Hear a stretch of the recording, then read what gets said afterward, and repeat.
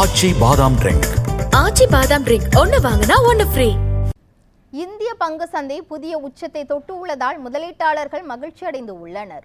அமெரிக்க அதிபர் டிரம்ப் அரசின் நிர்வாக வரிகள் மீதான தனது நிலைப்பாட்டை அண்மையில் மாற்றியது உலக அளவிலான பங்கு சந்தைகளுக்கு சாதகமாக அமைந்து உள்ளது.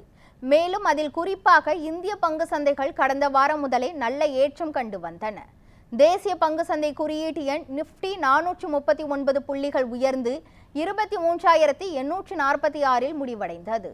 மும்பை பங்கு சந்தை சென்செக்ஸ் 1,508 புள்ளிகள் உயர்ந்து 78,553 நிறைவடைந்தது. பேங்க் நிஃப்டி 1,291 புள்ளிகள் உயர்ந்து 54,223 என்கிற புதிய உச்சத்தை நோக்கி பறந்தது. இதனால் முதலீட்டாளர்கள் மிகுந்த மகிழ்ச்சியில் திளைத்து வருகின்றனர்.